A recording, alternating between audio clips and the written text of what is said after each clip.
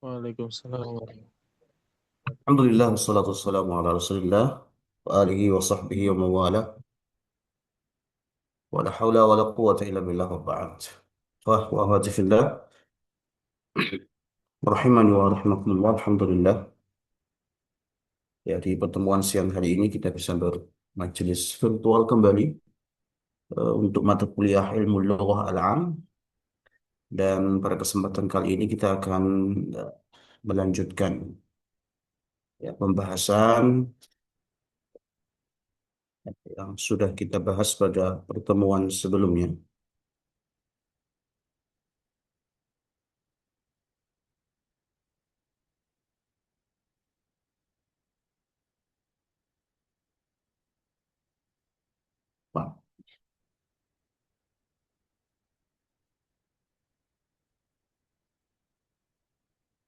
Di mana pertemuan sebelumnya telah kita bahas ya, dulu sebelum UTS ya. Pembahasan kita adalah berkaitan dengan sosiolinguistik kalau nggak salah.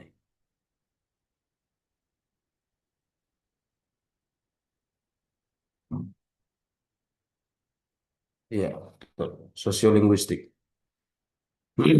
Maka di kesempatan kali ini kita akan masuk ke pembahasan berikutnya.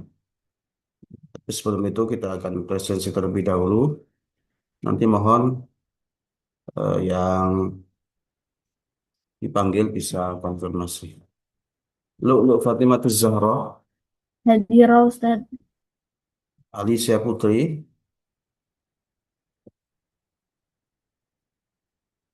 belum Alfia Aulia, Nadira. Lestari Puji Astuti, Hadirah Ustadz. Ukti Aulia Al-Fajari, Hadirah Ustadz. Nabila Salsabila, Hadirah Ustadz. Abidah Rahmah, Hadirah Ustadz. Yufar Azkar Muntaza, Hadir Ustaz.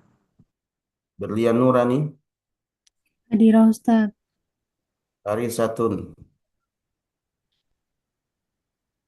Nadira Ustadz. Atika Rahmah, Hadirah Ustadz.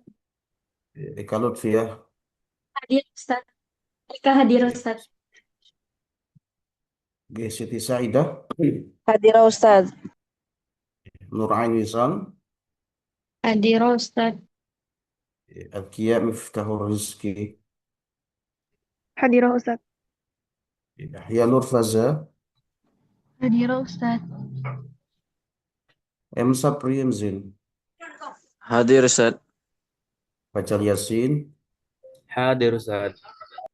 Sofi Aulia Nisa, Hadirah Ustadz. An-Nazma Fauzan, Hadir Ustaz.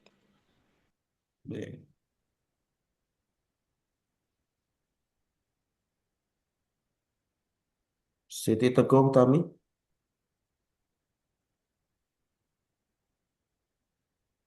belum Najwa Lupita, belum juga Nurul Farah, Hadirah Ustadz. Imran Waila Kombi, Hadir Ustaz. Umu Abdurrahman, Hadirah. Zahra, dua satu dua tiga. Ada yang belum dipanggil, kok? Afan Ustadz. Ustadz Alif Hadirah. Sofi ya. Baik. Baik. 20. Ada lagi yang belum dipanggil, kok? Ustadz Alisha Putri Hadirah. Alicia. Ada lagi?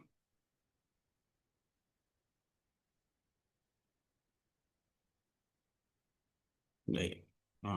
Sisanya nanti ya. Kita konfirmasi kembali.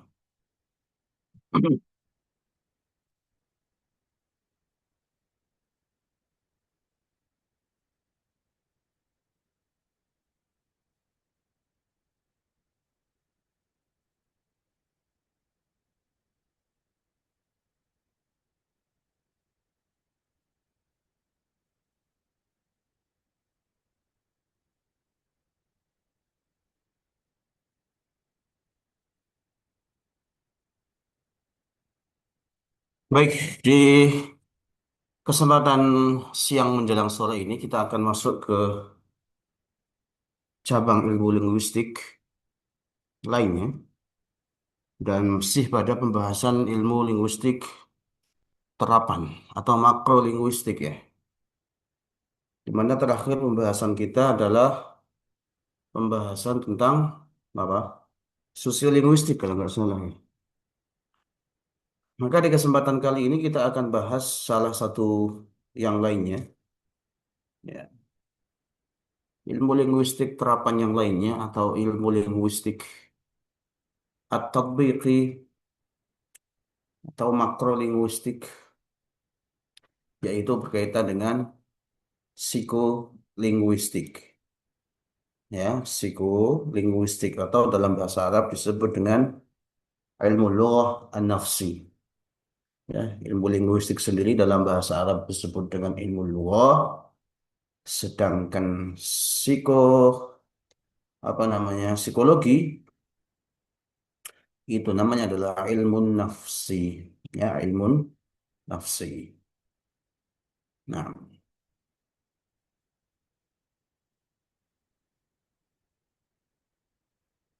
jadi apa kaitannya? Kaitan daripada ilmu linguistik dengan ilmu apa namanya psikologi ini sangat berkaitan sekali.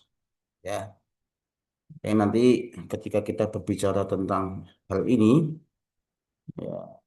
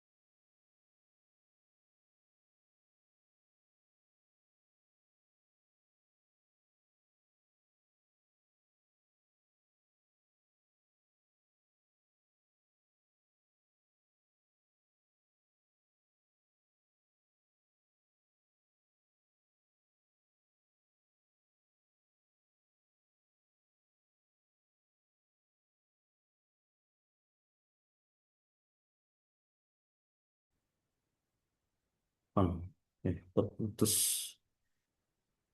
kemana tadi pembahasannya? Ya, jadi ada hal-hal yang perlu diperhatikan dalam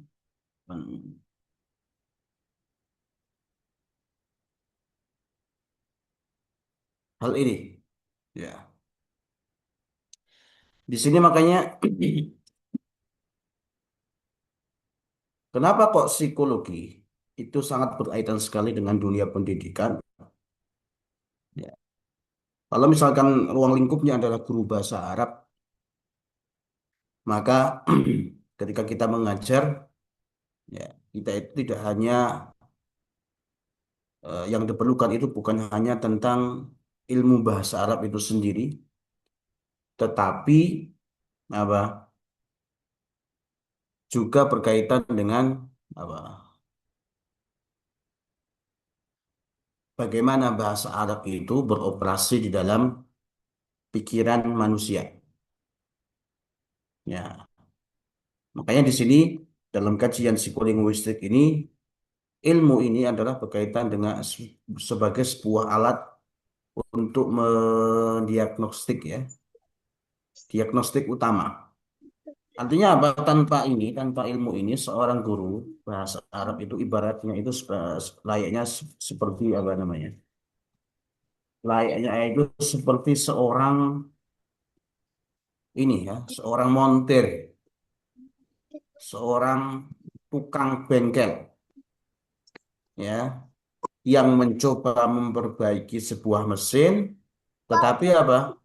Tanpa mengerti sistem kelistrikannya, tanpa mengerti sistem kelistrikan yang ada dalam mobil tersebut. Nah, artinya ketika kita jadi seorang guru yang memahami ilmu psikolinguistik ini, ya kita itu akan melihat hal-hal yang hal tersebut itu tidak akan mampu dilihat kecuali dengan ilmu ini. Ya, kalau misalkan ingin menjadi seorang pendidik dan pendidik adalah pendidik yang klinis, maka kita itu harus melihat sesuatu hal yang apa namanya, yang hal tersebut itu tidak tampak di permukaan kelas seperti itu. Salah dhahir. Nah,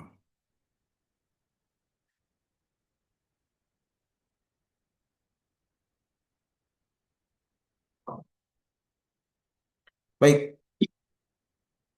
Ketika kita ingin jujur ya, sebagai seorang guru, guru bahasa Arab atau guru bahasa Arab secara khusus ya, banyak di antara murid itu yang istilahnya sudah kalah sebelum berperang. Kenapa? Karena mereka dihinggapi oleh sebuah stigma bahwa bahasa Arab itu sulit. Kenapa kok ada stigma ini?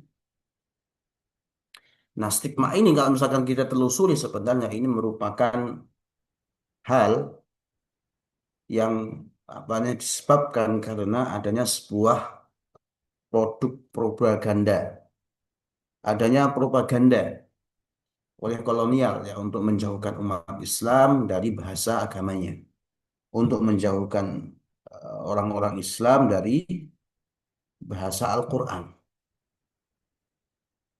Apakah kita akan menerima hal tersebut? Nah, sebagai seorang akademisi sebenarnya, ya, memang perlu kita melihat dari sisi itu penyebabnya. Cuman, ya, sebagai seorang akademisi tentunya nggak cukup. Kita hanya menerima stigma tersebut. Kita juga harus melihat dari realitas strukturnya, realitas strukturalnya, tantangan aslinya yang ada di tengah-tengah masyarakat itu bagaimana. Kesulitan itu memang nyata ya, kalau misalkan kita lihat.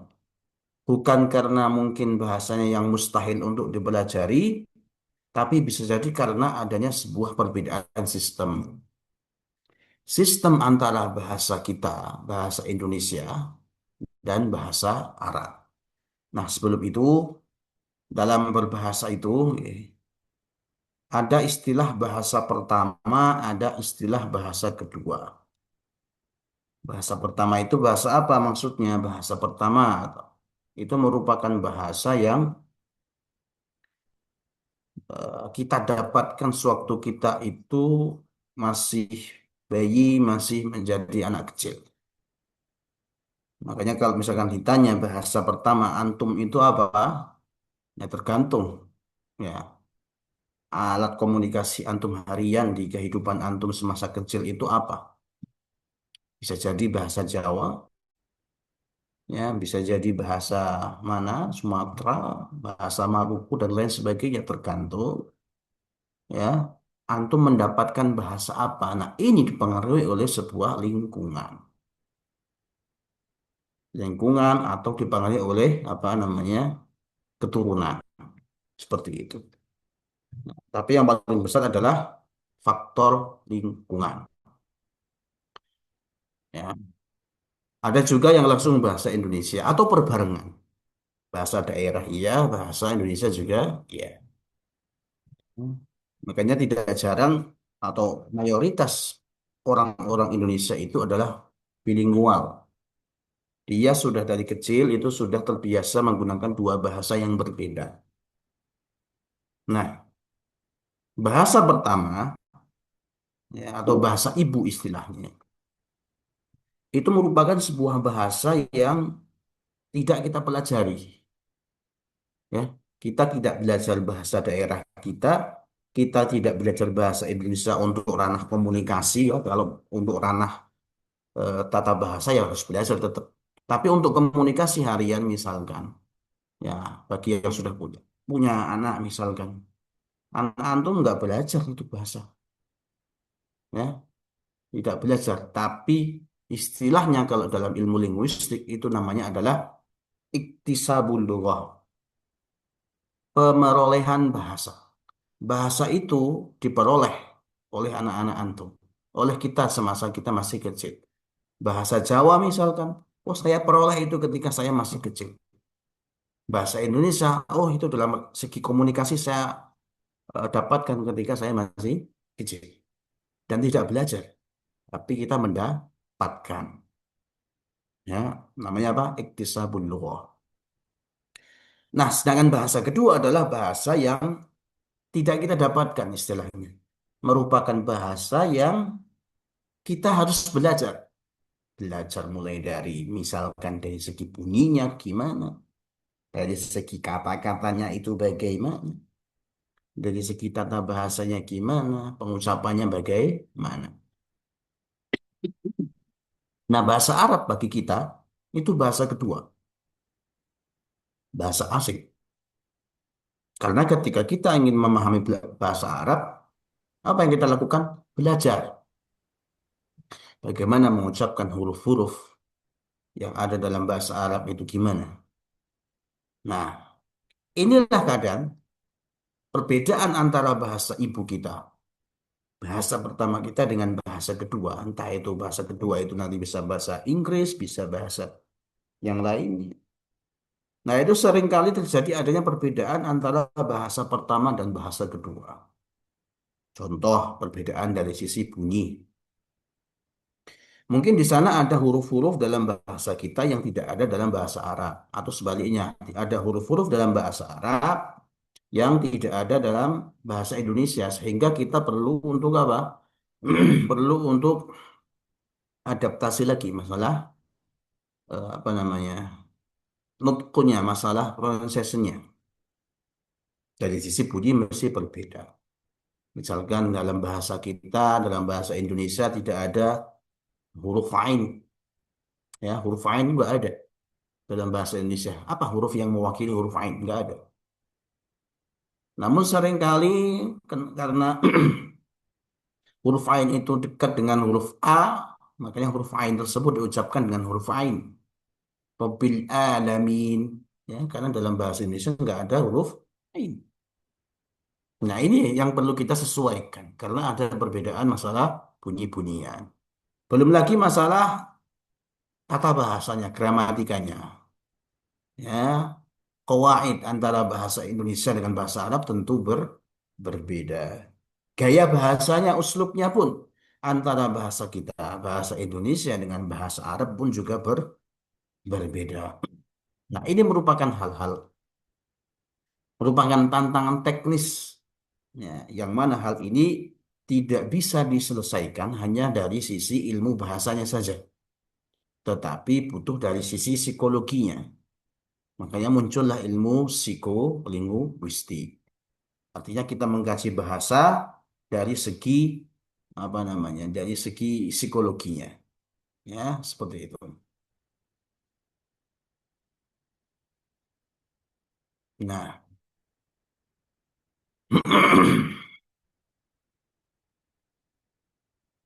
coba kita lihat gambar ini. Ada gambar gunung es ya di sini. Nah, puncak yang terlihat yang berada di permukaan air ini di atas air ini adalah ibaratnya adalah ilmu linguistik. Nah, inilah kalau sebagai guru bahasa Arab, inilah hal-hal yang biasa kita ajarkan. Berkaitan dengan fonologi, ya, masalah bunyi-bunyian, berkaitan dengan morfologi, ilmu sorofnya, sintaksis, ilmu nahmunya, ya.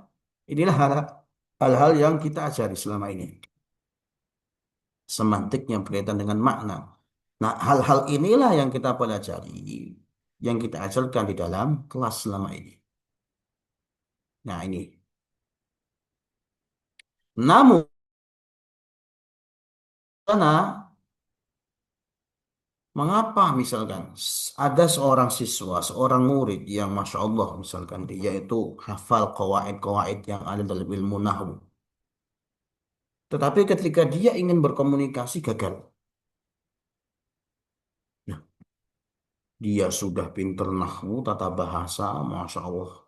Ketika diminta untuk i'rab bisa, tetapi ketika diminta untuk berkomunikasi menggunakan bahasa Arab, sulit. Nah, ternyata di sana ada hal yang mungkin diabaikan. Nah, bagian tersebut itu yang ada di bawah air. Di bawah permukaan air ini kaitan dengan ilmu psikologinya. Ilmu psikologi. Kenapa yang namanya belajar itu banyak prosesnya? Ya, banyak prosesnya. Ada proses mentalnya, ada proses berkaitan dengan memorinya, motivasinya, berkaitan dengan kecemasan berbicara seorang murid, adanya rasa takut, ya. Makanya ada satu prinsip yang perlu kita perhatikan, yang namanya kegiatan berbahasa itu, ya, ingat ketika kita berkomunikasi, ingat berbahasa itu maksudnya berkomunikasi. Yang namanya berkomunikasi berbahasa itu tidak hanya berlangsung secara hafalan saja. Ya. Misalkan di kelas bisa, oh, karena ngafal misalkan, karena ngafal kosakata atau ngafal dialog-dialog tertentu. Yang namanya berbahasa itu nggak gitu. Bukan hanya sekedar apa namanya hafalan, tata bahasa, hafalan, dialog. Enggak. Tetapi dia merupakan proses yang apa namanya berhubungan dengan kinerja otak. Ya, makanya berbahasa itu akan selalu berhubungan dengan otak kita. Makanya nanti kalau di ilmu psikolinguistik ini yang kita bahas di kesempatan kali ini adalah psikolinguistik tapi kulitnya aja belum. Masih permukaannya saja, masih di halaman covernya saja. Kalau antum sebagai seorang pendidik ingin memahaminya, ya tentu harus mempelajari ini. Kalau misalkan di jurusan yang lebih fokus, di jurusan bahasa Arab murni misalkan, atau di S2, nah ini bahas secara detail. Antum bisa baca buku secara mandiri. Ya, satu mata kuliah sendiri ini. Makanya salah satu hal yang dibahas dalam psikolinguistik adalah apa namanya hubungan antara otak, keinginan, dan pengucapan. Akan kita bahas sedikit nanti. Nah, nah inilah yang perlu diperhatikan juga di sini.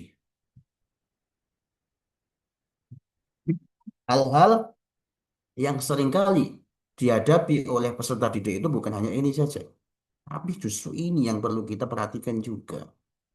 Nah, realita inilah yang dialami oleh peserta didik ketika dia mencoba untuk berbahasa. Nah, makanya sebagai seorang guru kita nggak boleh mengabaikan unsur ini. Kalau kita hanya fokus di sini saja, unsur ini terabaikan, maka tujuan daripada pembelajaran tersebut biasanya tidak akan tercapai dengan baik. Seperti itu. Nah,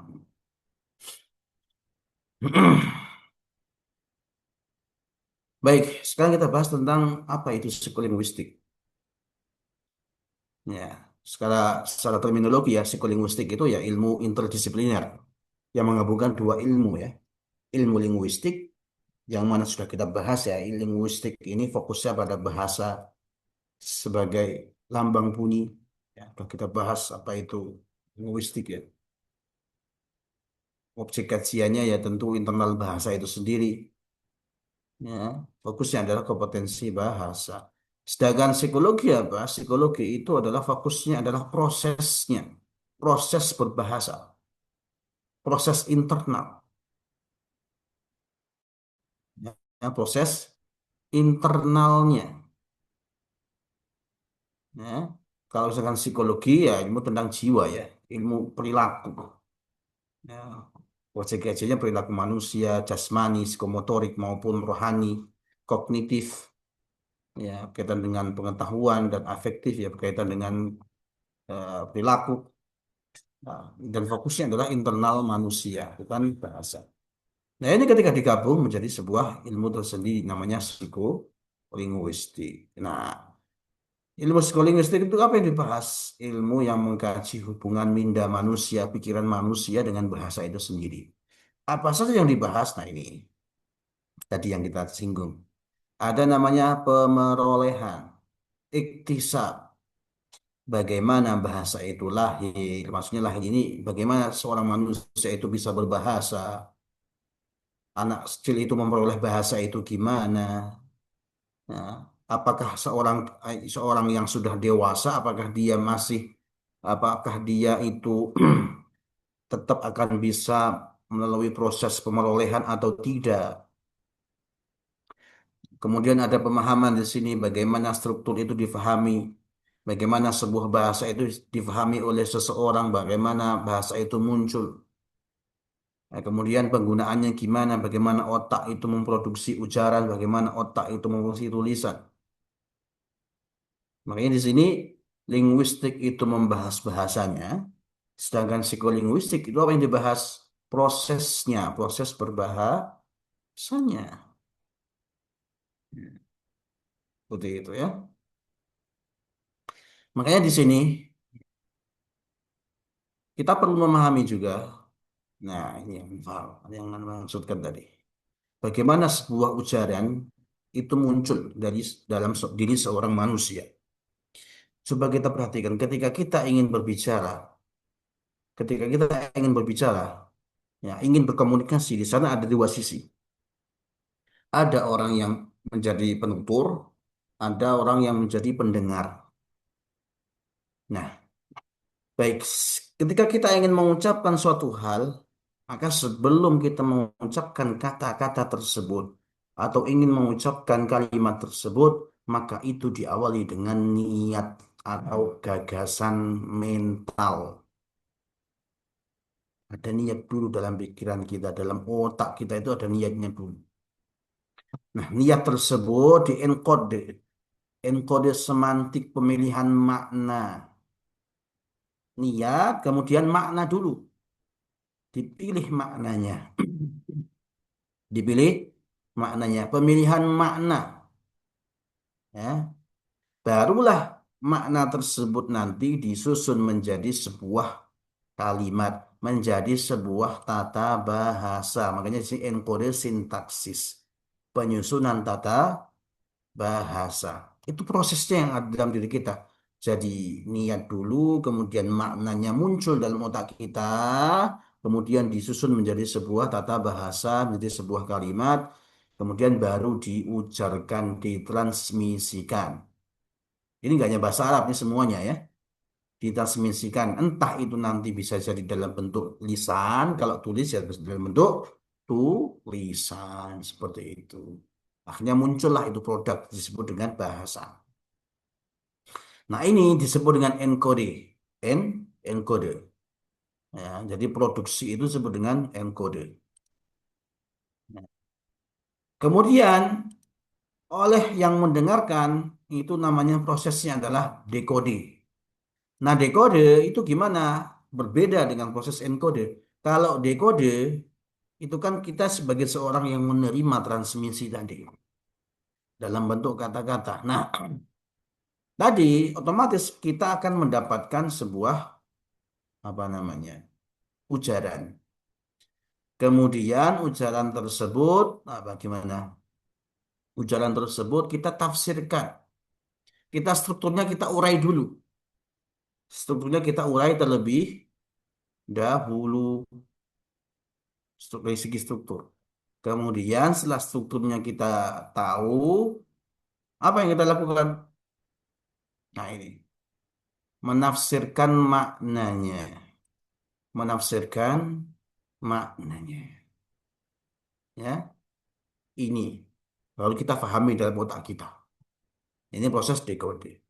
Nah, kegagalan seorang ketika belajar itu seringkali karena hambatan pada proses ini. Entah itu encode atau decode. Nah, misalkan ada seorang siswa tahu maknanya. Cara makna tahu. Dalam otaknya itu tahu maknanya itu gimana. Tapi macet saat menyusun struktur kalimatnya di otaknya. Hmm? Tahu otaknya itu mau ngomong apa tahu, cuman ketika ingin menyusun menjadi sebuah kalimat itu macet. Nah, ini bukan berarti anak ini bodoh. Enggak. Tetapi bisa jadi ada namanya kegagalan encode.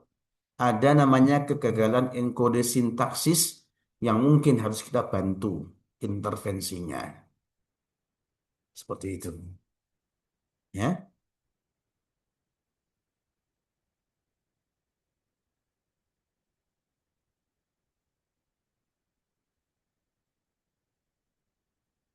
Baik. Selanjutnya, ya, ini unsur kurikulum pembelajaran bahasa Arab ya. Nah, mengapa penting ini bagi seorang guru apa namanya ilmu psikolinguistik ini? Makanya sebagai seorang pendidik yang dia itu bisa menguasai psikolinguistik, ketika dia diminta untuk merancang sebuah kurikulum, maka dia akan merancangnya dengan presisi. Makanya ada hal-hal yang perlu difahami ketika menyusun sebuah kurikulum. Yang namanya kurikulum ada 3 ranah yang perlu diperhatikan. Ranah kognitifnya, kaitan dengan keilmuannya, afektifnya itu berkaitan dengan kejiwaannya, psikomotoriknya itu berkaitan dengan apa namanya jasmaninya. Nah, apa yang perlu diperhatikan pertama ketika kita ingin menyusun sebuah kurikulum, maka yang perlu diperhatikan adalah berkaitan dengan tujuannya. Antum mengajar bahasa Arab itu tentu tujuannya harus jelas, ya, tentukan arahnya. Antum mengajar bahasa Arab itu untuk apa? Itu perlu ditentukan di awal. Apakah agar bisa anak didik antum itu ngomong pakai bahasa Arab, ataukah supaya anak didik antum itu bisa baca kitab berbahasa Arab? Tidak. Ketika tujuannya berbeda, otomatis nanti materinya pun juga berbeda. Materinya pun juga berbeda. Ya, tidak bisa tujuannya berbeda, kemudian materinya sama, nggak akan terwujud itu tujuannya. Makanya ini perlu diperhatikan. Makanya tujuannya, makanya materi itu bergantung kepada tujuan. Relevan nggak dengan tujuan yang ada? Relevan tidak dengan umur mereka? Ya, relevan tidak dengan tingkat pemahaman mereka? Ya, jangan sampai tujuannya adalah untuk bisa berkomunikasi, tapi materinya justru untuk membaca kitab. Sebaliknya, tujuannya untuk membaca kitab, tapi materinya itu lebih cocok untuk untuk tujuan mampu berkomunikasi sesuai dengan minat mereka, kemampuan belajar mereka seperti itu. Nah, nanti materinya itu juga akan menyesuaikan dengan thoriqah atau metodenya. Makanya rangkaian-rangkaian metode, prosedur-prosedur dalam sebuah metode itu biasanya disesuaikan dengan tujuannya. Yang ini tentunya disesuaikan dengan tingkat pemahaman anak didiknya, tingkat psikologi belajar pelajar atau tingkat muridnya. Nanti evaluasinya pun juga harus disesuaikan dengan metodenya, dengan materinya, dengan tujuannya. Ya, yang namanya evaluasi itu alat ukur diri, umpan balik. Apakah nanti ya antara materi metode itu sudah sesuai dengan tujuan atau belum? Ya. Seperti itu. Nanti untuk membagi tujuan, untuk memperbaiki materi, untuk memperbaiki metode. Ya, jadi evaluasi itu bukan sekedar nilai ujian ya, tapi alat muhasabah istilahnya. Ya, yang mana alat ini untuk melihat apakah tujuan dan metode kita itu misalkan sudah sinkron belum dengan kebutuhan psikologis anak didik kita. Baik.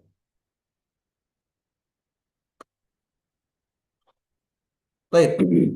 Nah, ini ada 3 asas yang perlu kita perhatikan ketika kita ingin menjadi seorang pendidik bahasa Arab. Ada tiga, ada tiga asas. Makanya seorang pendidik bahasa Arab yang baik itu mampu untuk mensinergikan tiga asas. Yang pertama adalah asas pendidikannya. Ya, asas pendidikannya atau bisa disebut dengan al-usus at-tarbawiyah. Hmm? Jadi karena kita di jurusan pendidikan bahasa Arab, maka ini juga harus ada ini. Nah, gimana sebagai seorang pendidik kita itu paham terhadap bagaimana cara mengajar, harus paham bagaimana apa namanya penguasaan praktis dan metode evaluasi pembelajaran itu bagaimana. Jadi dalam PBA, pendidikan bahasa Arab, jurusan atau prodi antum ini, ketika antum mengabaikan justru hal-hal yang berkaitan dengan pendidikan, ya, metodologi pendidikan dan lain sebagainya, maka antum akan menghilangkan satu asas ini, satu aspek ini. Yang ini aspek yang sangat penting. Tidak cukup antum hanya dari sisi antum menguasai dari sisi ininya saja, aspek linguistiknya. Ini memang penting.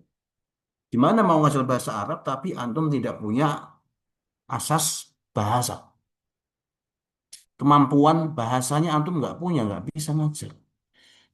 Nah, tetapi kalau antum hanya mengandalkan ini saja, asas linguistiknya saja, tanpa antum menguasai ini, ya nggak akan bisa berjalan. Apakah cukup dengan dua saja? Oh, dari segi bahasa dia kafa'ah lughawiyahnya punya, dari segi pemahaman metodologi pendidikan pembelajaran juga punya. Nggak cukup. Ternyata ada satu asas lagi yang perlu diperhatikan, yaitu asas psikologis al-usus an-nafsiyah. Ya, kenapa? Karena ketika mengajar, ya, ikhwah, ketika kita mengajar, itu bukan sekedar kita itu yang penting ngajar, memberikan pemahaman terhadap anak didik kita. Sudah cukup, itu enggak.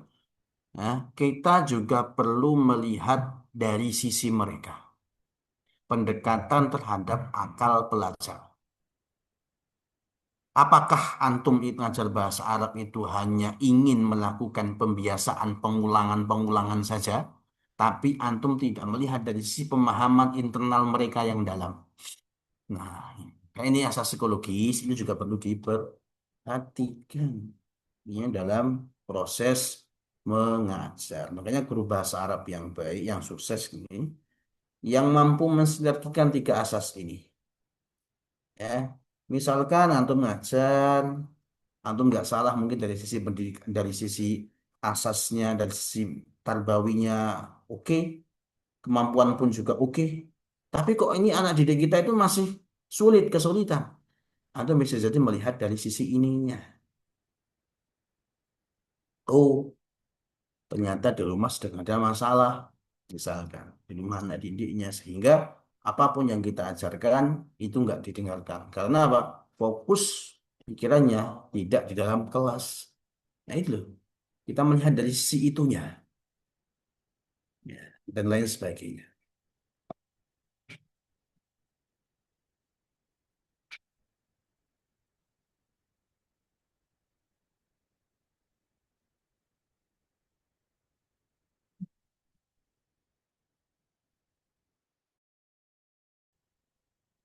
Untuk teori ini, teori behaviorism dan teori kognitivism, insya Allah nanti akan kita bahas ya setelah sholat asar nanti. Ini sudah ada, maka nanti bisa di yang sudah masuk waktu sholat, mungkin nanti bisa di apa nanti kita teruskan setelah sholat asar. Afwan, Itu yang bisa kami sampaikan. Ya. Sallallahu alaihi wasallam. Nah, kita break dulu ya, sholat. Baik, alhamdulillah wassalatu wassalamu ala Rasulillah wa alihi wa sahbihi wa mawalah wa la haula wa la quwwata illa billah wa ba'd. Baik, dalam asas psikologis ya, ikhwah. Ini sedikit akan kita bahas dua teori. Yang teori ini berkaitan dengan psikologis. Itu ya, teori apa? teori behaviorism dan teori kognitivisme. Baik, dalam paradigma belajar ada psikologi belajar ya. Di sana ada dua paradigma besar. Yang pertama adalah teori an-nadhariyah as-sulukiyah atau behaviorism, ya. Dalam bahasa Arab disebut dengan nadhariyah sulukiyah, ya. Dan yang kedua adalah an-nadhariyah al-ma'rifiyah, ya, kognitivism. Nah, kita mulai dari yang sulukiyah dulu. Nadhariyah sulukiyah ini merupakan sebuah paradigma. Yang paradigma ini memandang kalau misalkan akal seorang pelajar itu ibaratnya seperti kertas kosong. Ya, akal peserta didik, seorang pelajar, murid, itu ibaratnya adalah seperti kertas kosong. Artinya apa? Apa yang ia pelajari sepenuhnya itu bergantung pada rangsangan dari luar. Nah, dalam paradigma ini, dalam pandangan ini, artinya proses belajar itu terjadi melalui stimulus, melalui respon. Seperti contoh, misalkan guru memberikan sebuah permisalan, memberikan sebuah contoh, kemudian murid-murid menirukan. Semakin sering diulang, semakin kuat hasilnya. Makanya, nadoriyah sulukiyah dalam pembelajaran bahasa Arab itu efektif biasanya untuk melatih keterampilan lisan.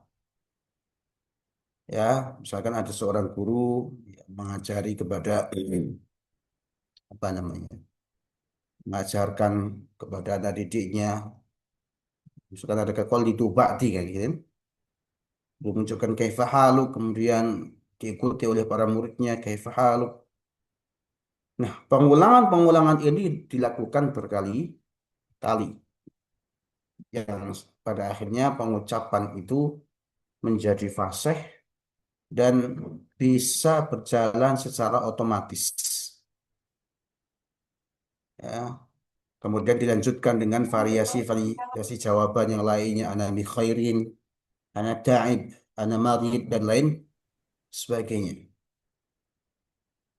Nah, kalau misalkan kita lihat dari pengaplikasian teori ini, maka bisa kita lihat di banyak pesantren, ya, pendekatan seperti ini terlihat jelas sekali. Ya, para santri misalkan diwajibkan berbicara bahasa Arab setiap hari.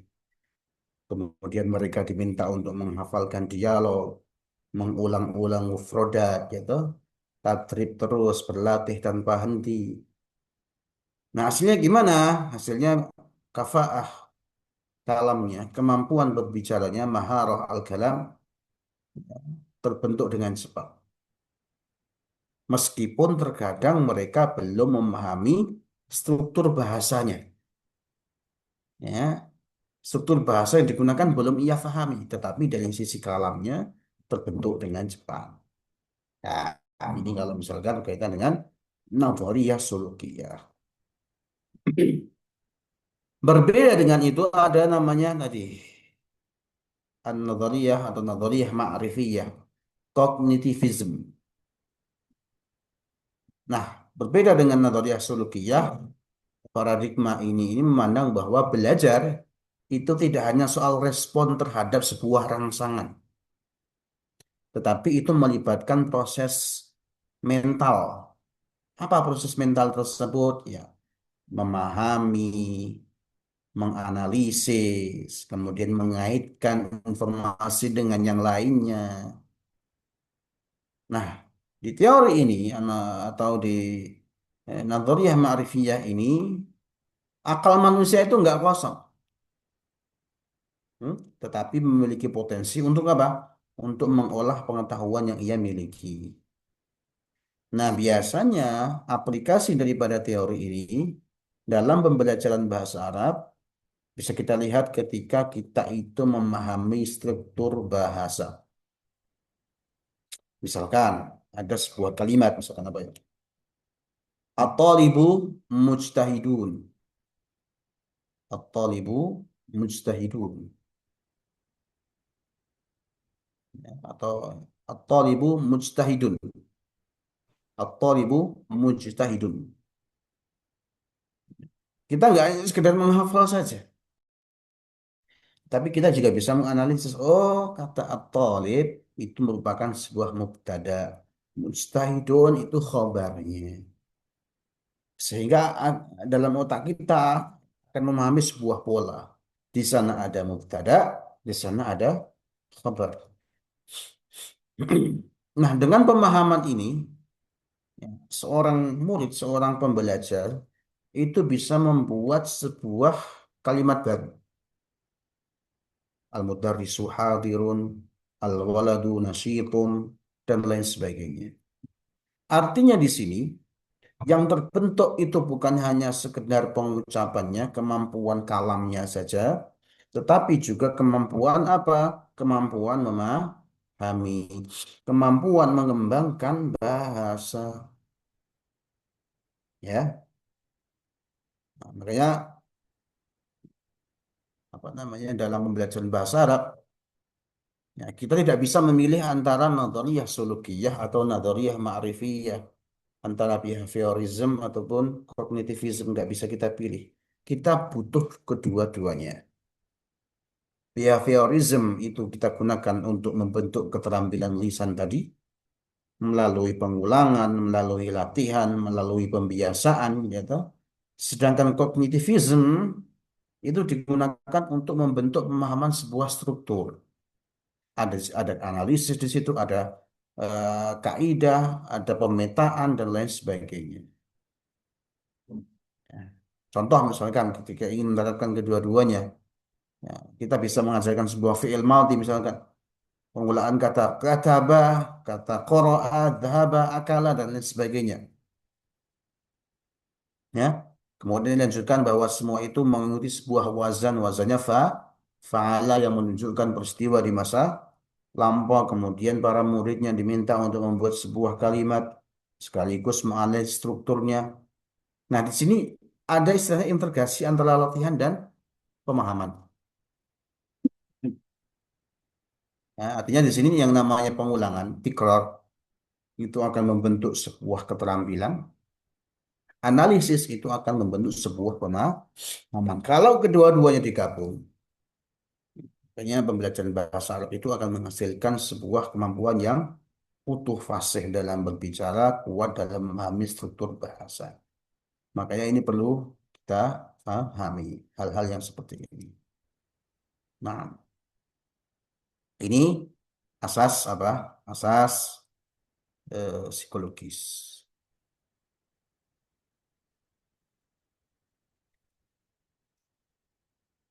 Kemudian selanjutnya ada asas apa ini? Linguistik.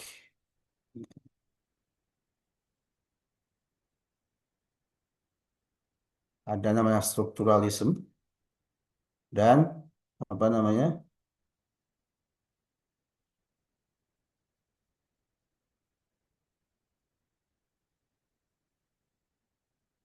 Transformatif generatif. Ini ada apa namanya?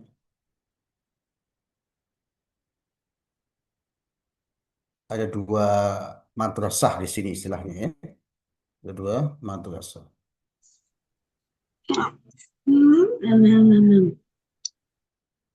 Nah, dalam dua teori psikologi belajar yang kita bahas di pembahasan sebelumnya, ya, sebenarnya ini memiliki sebuah keterkaitan sangat erat dengan aliran dalam linguistik.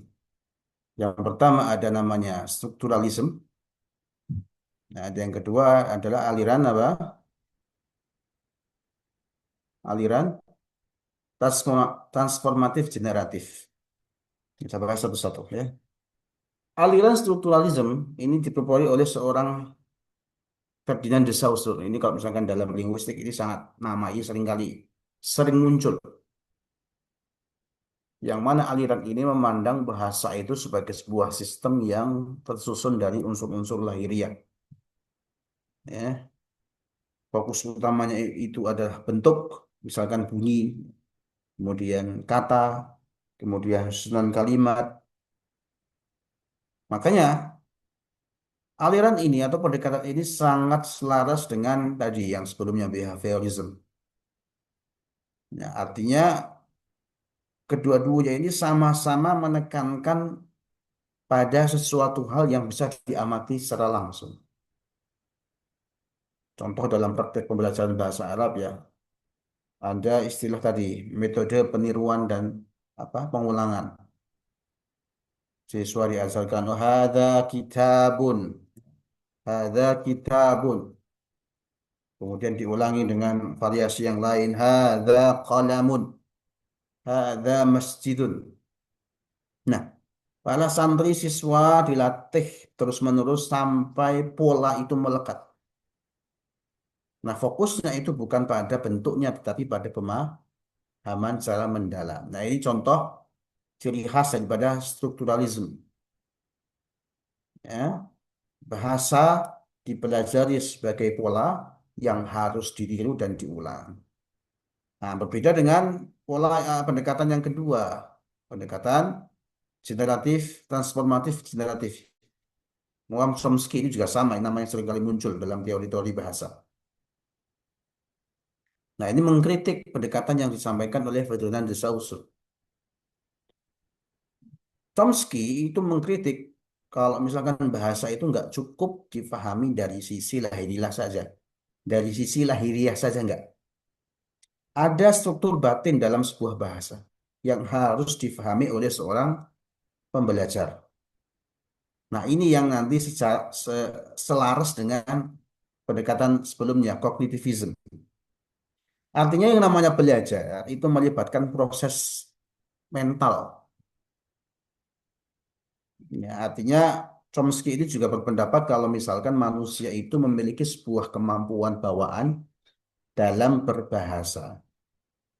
Nah, kemampuan itu akan aktif ketika dia memahami kaidah-kaidah. Artinya yang namanya belajar itu nggak cukup hanya dengan meniru saja. Mereka juga harus paham memahami sistem bahasa. Misalkan, jika ada seorang murid menghafal sebuah jumlah kata talibu ad-darsa, menghafal kata talibu ad-darsa, maka itu hanya sekedar peniruan saja, tahapan peniruan. Tapi kalau misalkan seorang siswa itu sudah sampai pada tahapan, oh kata ba itu fi'il madhi, talibu itu fa'il, ad-darsa itu maf'ul bih, maka dia itu bisa membuat kalimat baru yang lainnya. Qara al-waladu al-kitaba, ya. Akala ar-rajulu ta'am, akala ar-rajulu at-ta'ama. Pada akhirnya muncul kreativitas berbahasa. Siswa nggak lagi atau murid pembelajar tidak lagi sekedar meniru, tetapi apa? Memproduksi kalimat baru yang mungkin belum pernah diajarkan sebelum. Nah, ini yang dimaksud oleh Chomsky tadi. Ya, bahwa bahasa itu adalah kemampuan generatif. Artinya dia bisa melahirkan jumlah kalimat yang terbatas dari sebuah kaidah yang terbatas. Nah, sebaliknya kalau misalkan hanya sekedar meniru saja, maka ibaratnya siswa itu kayak burung beo ya. Cuma niru-niru saja, bisa meniru apa yang didengar, mengulang apa yang ia dengar, tetapi dia tidak mampu menciptakan sesuatu yang baru. Nah, dalam konteks nyata dalam kelas misalkan, sering kita melihat ya para murid itu hafal banyak contoh kalimat. Tetapi ketika misalkan diminta untuk membuat kalimat baru, sulit. Ya. Kenapa? Karena mereka berhenti pada tahapan tadi, behavioristik dan strukturalistik tadi saja. Sebaliknya jika ada seorang murid memahami kaidah, meskipun hafalannya itu nggak banyak, nah, itu mampu membuat kalimat baru yang lebih fleksibel tentunya. Makanya mana pendekatan yang lebih baik? Nggak ada yang lebih baik, nggak ada yang tidak baik. Pendekatan terbaik adalah dengan kita mengintegrasikan dua pendekatan ini. Ya, integrasi. Sekali lagi, kita tetap menggunakan pengulangan untuk membiasaan kebutuhan kemampuan lisan, kebiasaan lisan, tetapi juga harus memberikan pemahaman kaidah untuk membangun keaktifan sebuah bahasa. membangun kreativitas berbahasa. Nah, pada akhirnya nanti anak didik kita itu nggak hanya sekedar fasih ngomong, tapi juga mampu berpikir dalam bahasa Arab. Dan ini tujuan tertinggi dari pembelajaran bahasa itu apa? Bukan sekedar meniru, tapi mampu memahami dan menciptakan sintesis kalimat baru. Baik.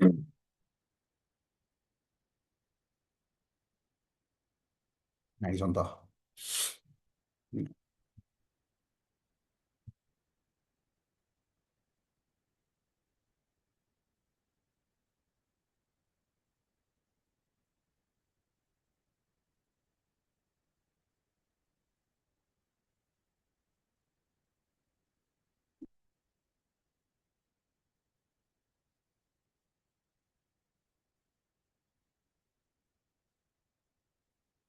Nah, kita coba lihat banyak metode. Dalam bahasa Arab itu ada banyak metode pembelajaran. Ada contoh banyak metode pembelajaran. Contoh misalnya di sini ada metode qawaid watar jamah. Ya, qawaid watar jamah.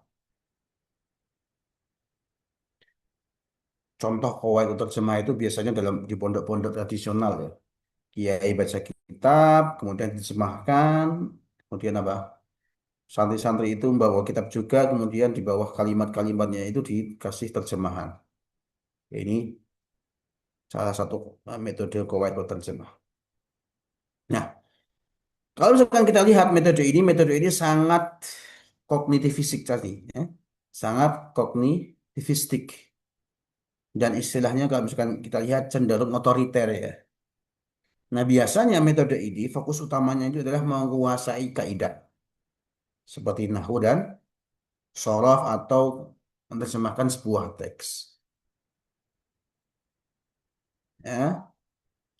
Dalam prakteknya misalkan guru menjelaskan sebuah aturan, kemudian para murid diminta untuk memahami, diminta untuk menerapkan. Contoh fi'il madhi, guru menjelaskan ada apa namanya? Pola, wazan, fa'ala.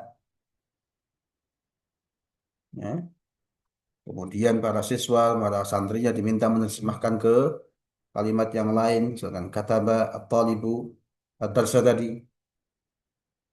Nah, artinya di sini pembelajaran itu tidak dituntut untuk banyak bicara dalam metode ini, tetapi dituntut untuk memahami struktur dan maknanya. Makanya metode qawaid terjemah itu cocoknya untuk baca kitab atau teks Arab yang mana itu membutuhkan analisis mendalam. Kelemahannya apa? Kelemahannya ketika kita menggunakan metode ini seringkali murid, santri pasif dalam komunikasi lisan. Makanya kalau misalkan antum lihat mungkin di beberapa pesantren ya, pesantren yang fokusnya itu kitab kuning, mereka dari segi pemahaman tata bahasa luar biasa sekali, nahwunya masya Allah sekali.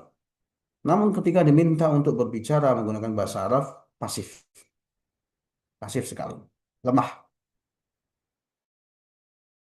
Yang kedua adalah metode mubasyirah atau metode langsung. Nah, sifatnya ini adalah behavioristik. Gimana ini maksudnya?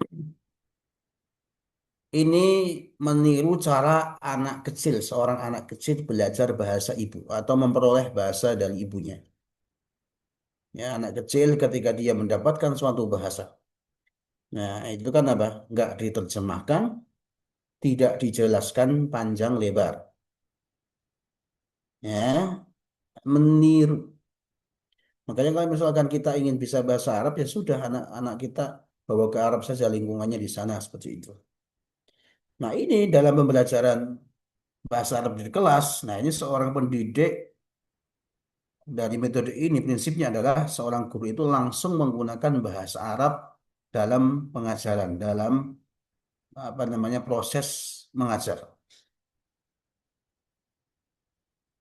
Bahkan seorang guru ya, bawa buku kemudian mengatakan hadza kitabun, hadza kitabun. Ya. Murid-murid itu memahami melalui konteksnya, tidak melalui terjemahan, nggak boleh diterjemahkan itu. Siswanya kemudian ikut hadza kitabun.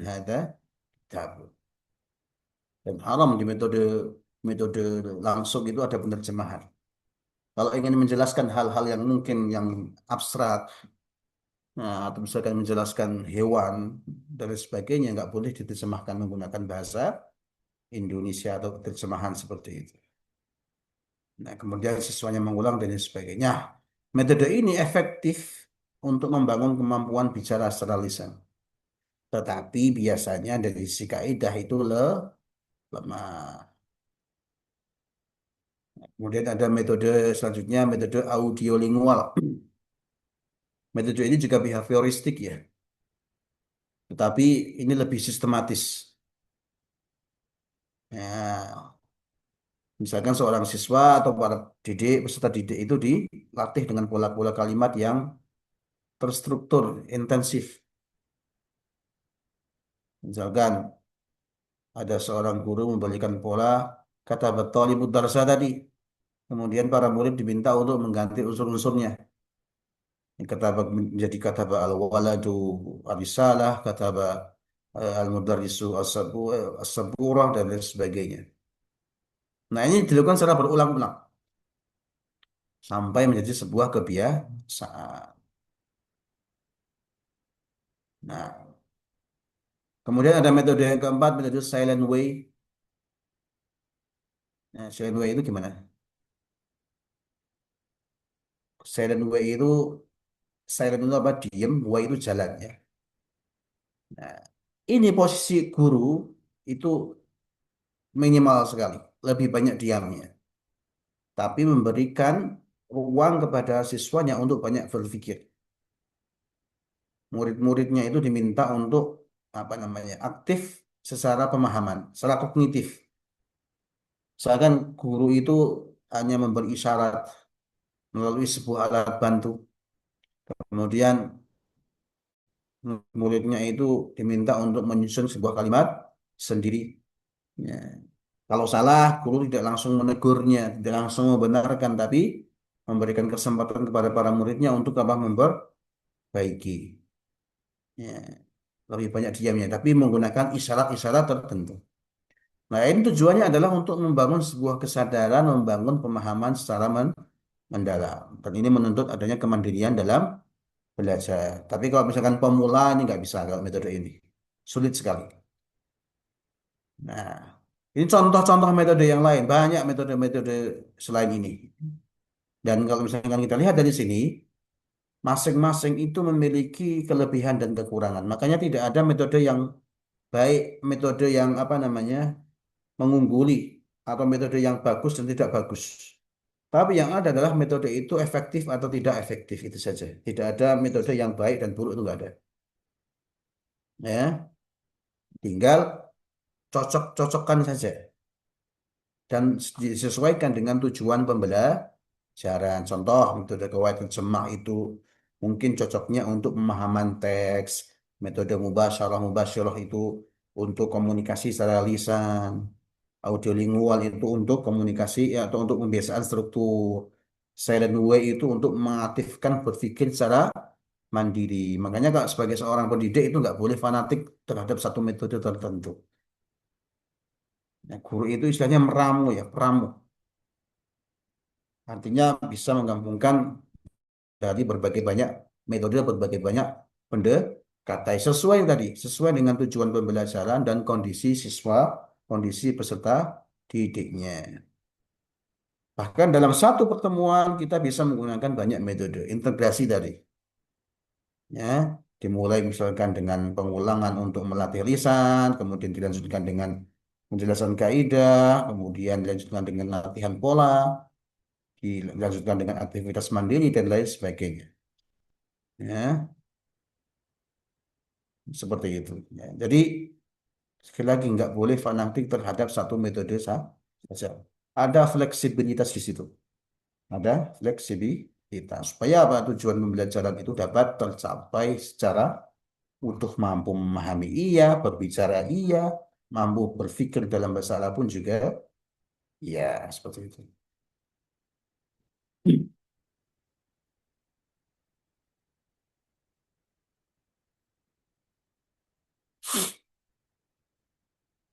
Nah,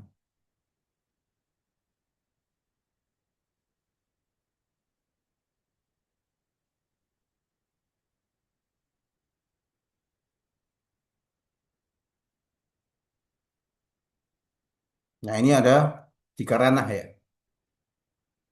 Ada 3 ranah yang perlu kita pahami dalam pembelajaran. Ada ranah psikomotorik, ada ranah kognitif, ada ranah afektif. Kalau yang biasa mungkin biasa melihat apa namanya kurikulum K13 ada yang seperti ini. Atau kalau mau lebih lanjut di taksonomi Bloom. Ya. Ada namanya psikolinguistik edukasional. Sebuah pendekatan yang tidak hanya melihat hasil belajar saja, tapi melihat proses di baliknya. Yang dilihat itu bukan hasilnya, tapi prosesnya. Maksudnya ketika kita melihat ketika seorang siswa melakukan sebuah kesalahan, kita itu nggak boleh langsung menyalahkan. Jangan buru-buru mengatakan, oh antum salah ya. Ini salah. Kita bisa diagnosis terlebih dahulu. Di mana letak akar masalahnya? Apakah kesalahan tersebut itu ada di psikomotoriknya, atau di ranah kognitifnya, atau di ranah afektifnya?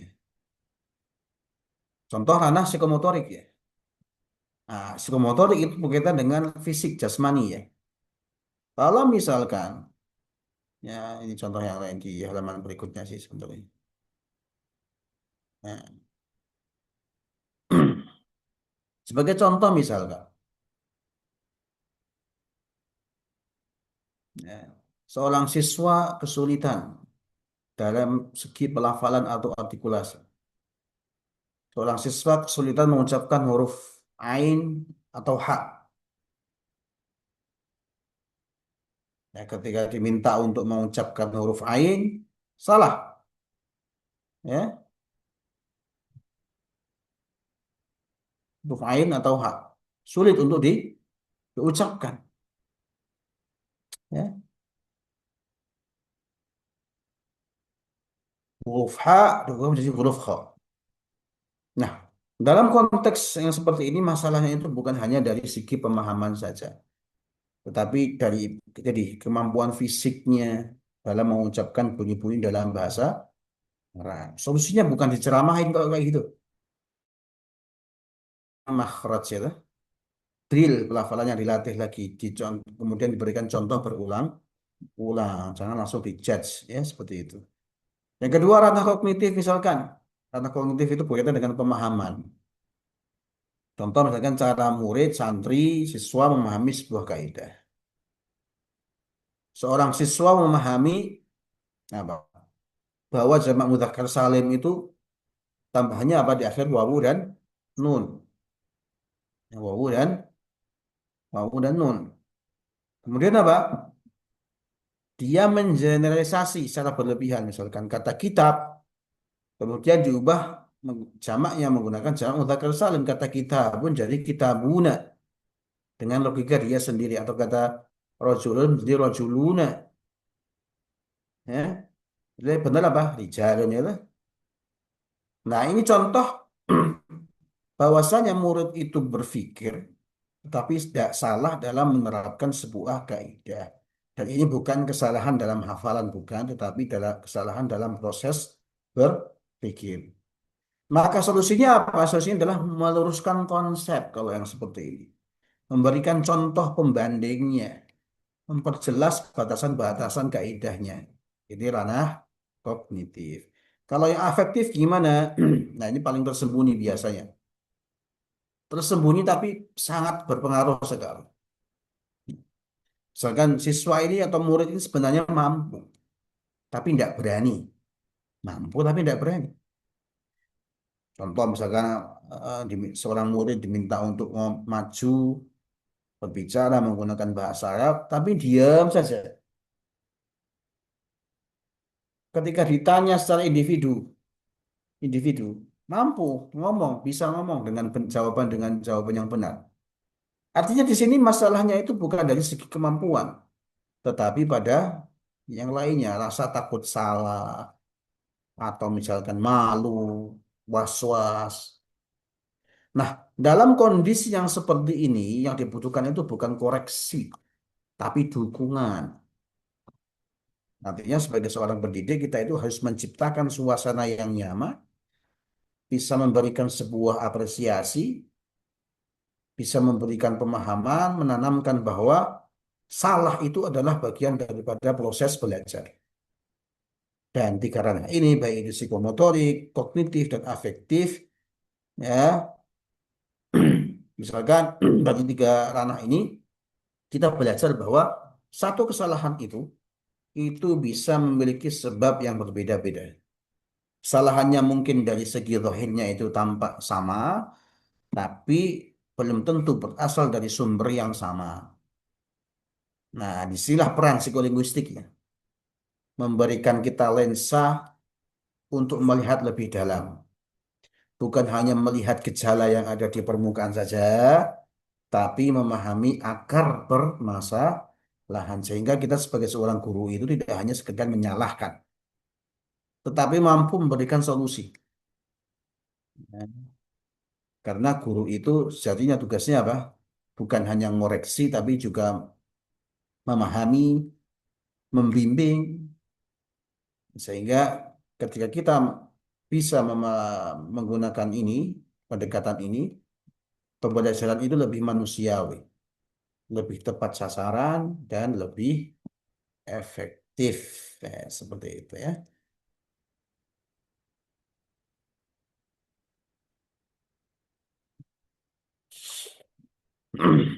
Nah, kemudian ada analisis kontrastif. Apa maksudnya ini? Analisis kontrastif ini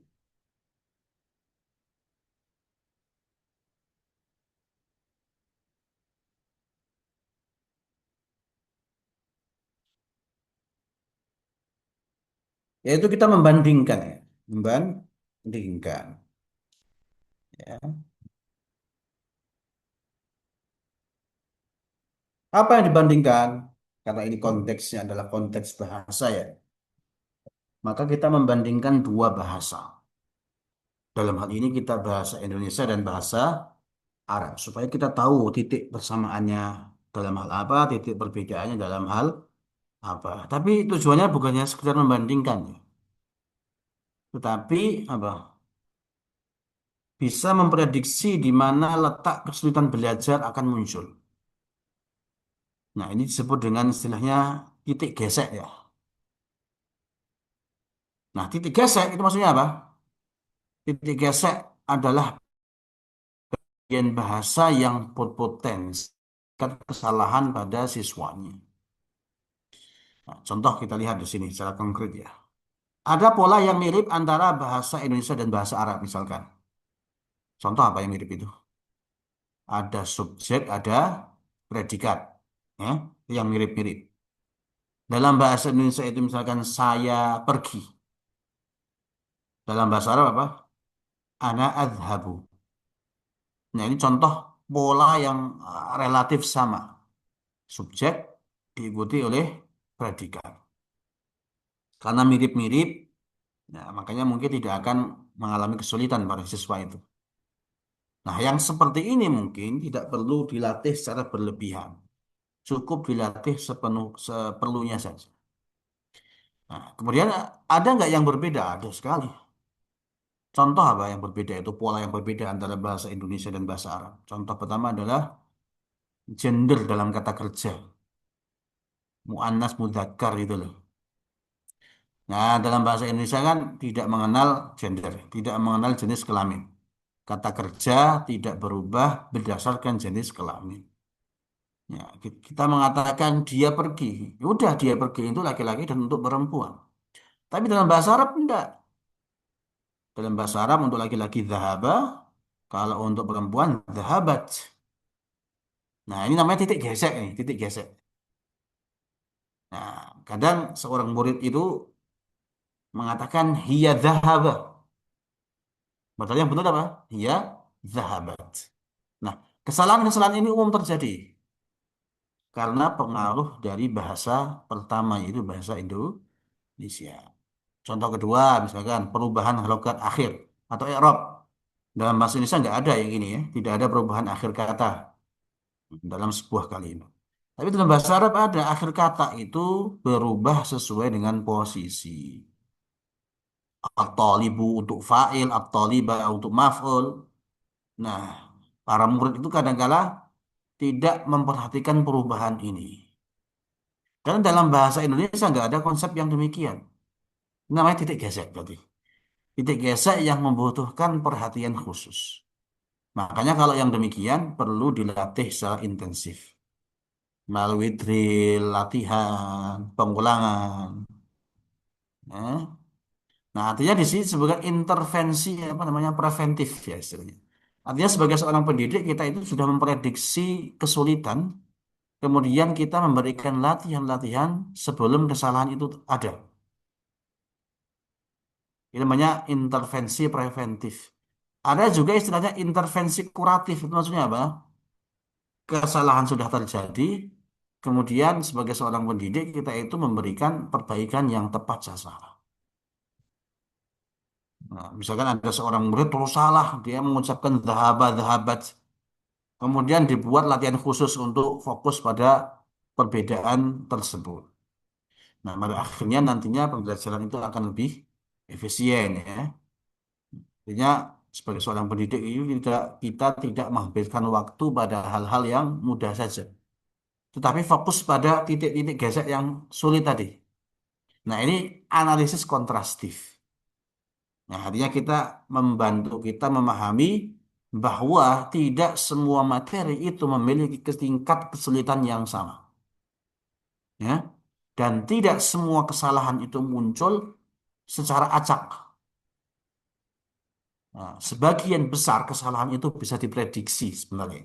Jika kita memahami perbedaan antara bahasa pertama dan bahasa target dalam hal ini kan bahasa Arab.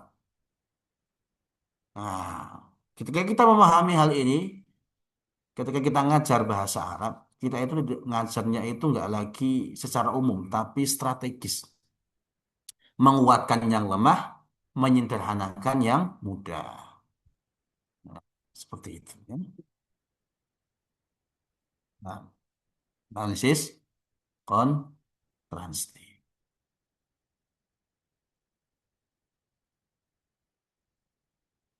Ada kemudian intervensi metodologis ini apa ini? Pendekatan eklektik atau intiqaiyah atau tariqah al-intiqaiyah. Apa maksudnya ini?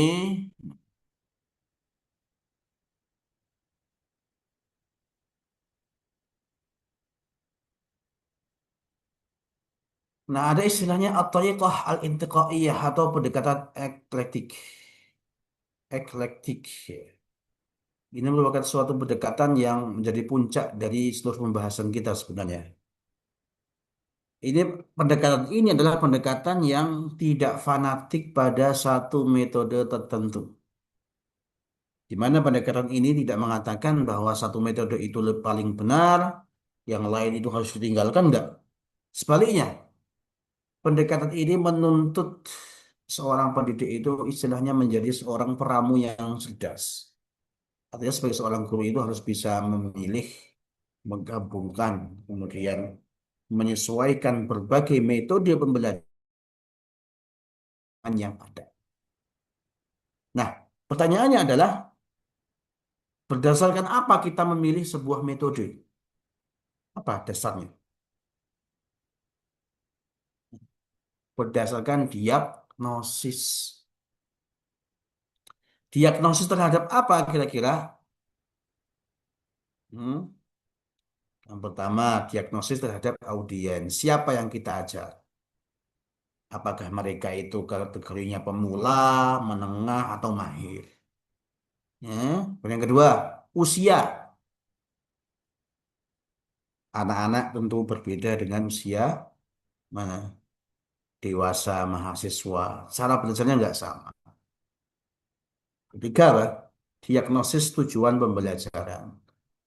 Apakah tadi untuk komunikasi lisan ataukah untuk bisa baca kitab? Nah, Dari sinilah sebagai seorang guru kita menentukan pendekatan. Contoh misalkan tujuan utamanya adalah supaya para murid bisa berbicara menggunakan bahasa Arab.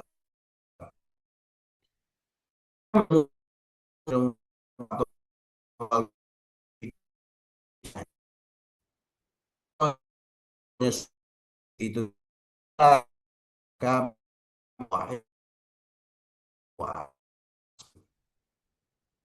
Kalau misalkan yang ingin dibangun adalah kemandirian dalam berpikir, maka menggunakan metode tadi, silent way tadi, bisa dimasukkan. Nah ini hakikat pendekatan eklektik.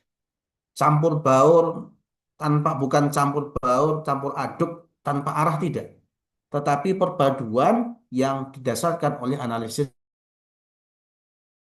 ya, yang didasarkan oleh diagnosis yang tepat. Makanya di sini, wah, ada satu kesimpulan besar ya. Makanya psikolinguistik ini bukan hanya sekedar pelengkap di mata kuliah ilmu lughah al-am saja, enggak. Tapi bukan hanya sekedar teori saja itu enggak. Ya, psikolinguistik ini ya ibaratnya ya kunci utama dalam pembelajaran bahasa.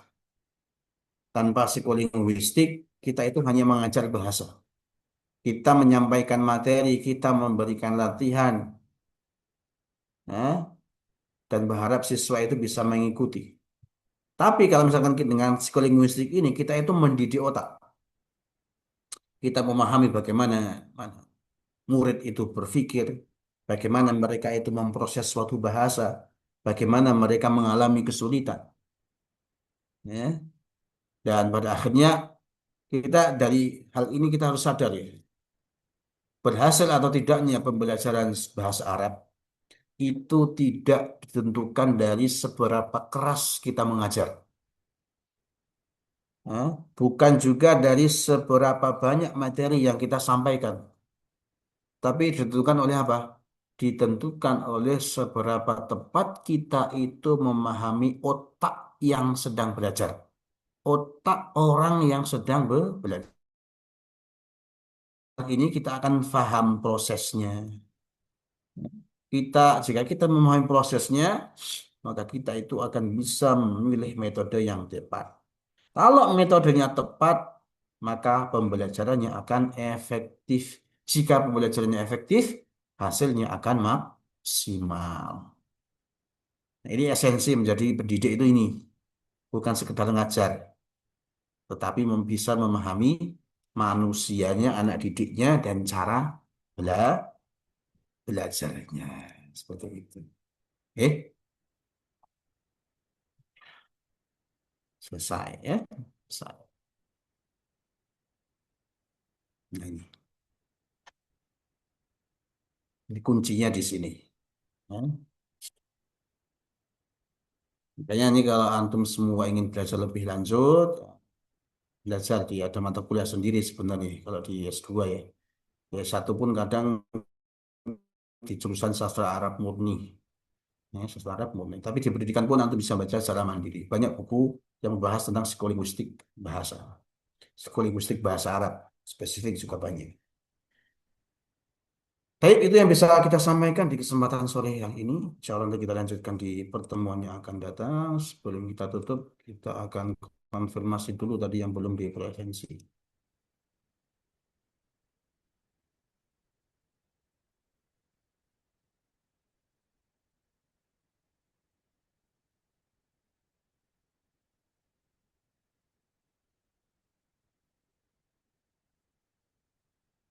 Siti Teguh Utami ada belum? Hadira Ustaz. Sudah ada. Najwa Lupita. Najwa Lupita ada enggak ini?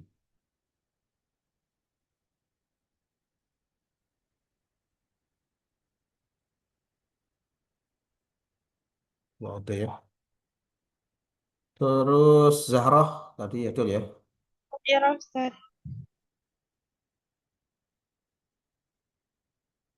Oke. Baik, kita aturkan pertemuan kita di sore hari ini dengan doa kafaratul majelis. Subhanakallahumma wa bihamdika asyhadu an la ilaha illa anta astaghfiruka wa atubu ilaik. Wassallallahu ala nabiyyina Muhammad wa ala alihi wa sahbihi wa baraka wasallam. Wassalamualaikum warahmatullahi wabarakatuh. Waalaikumsalam warahmatullahi wabarakatuh. Jazakumullah khair, Ustaz. Waalaikumsalam.